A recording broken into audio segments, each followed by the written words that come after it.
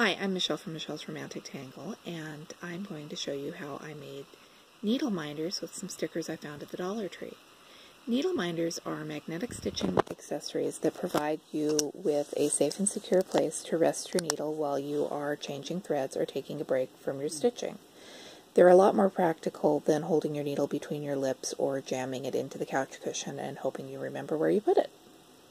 I found these stickers at our local Dollar Tree, and my first idea was to maybe use them in my planner, but they are thick and would add a lot of bulk to the pages, plus the fact if I use them up, they're going to be buried in the pages of my planner where I won't see them unless I leaf back through. So then I decided that it would be fun to use the mason jars and make a needle minder for one of my stitching projects.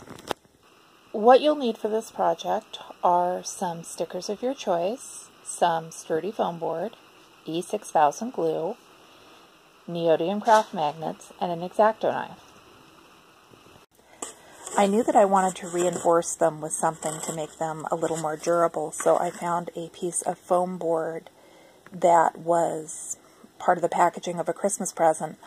Whatever this is, it's got a little more plastic to the outer layer than the foam board I've bought for other projects. So look around at packaging for things you've just unwrapped with the holiday season and see if you do have something that will be lightweight and easy to cut and work well for this project.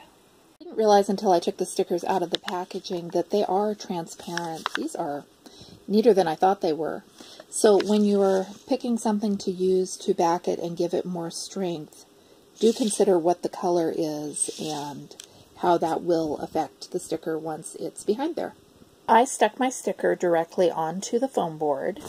These are surprisingly thicker and more sturdy than I thought they would be. They're almost a stiff plastic. Then with the tip of the X-Acto knife, I cut along the outside edge of this sticker shape.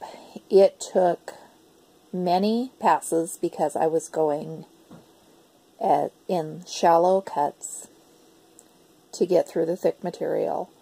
One thing I did learn as I did it, you want to make sure you are all the way through the material before trying to remove your shape from the surrounding foam board. This will keep it smoother on the back.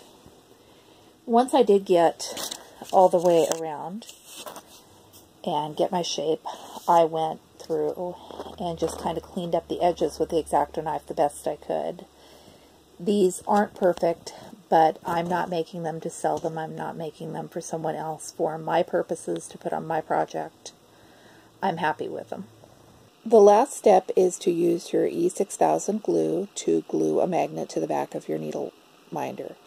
You'll be using two magnets, one attached to the needle minder and one that will hold it through the back of the fabric. But while you're gluing, keep that second magnet out of the way so it doesn't attract itself to the magnet.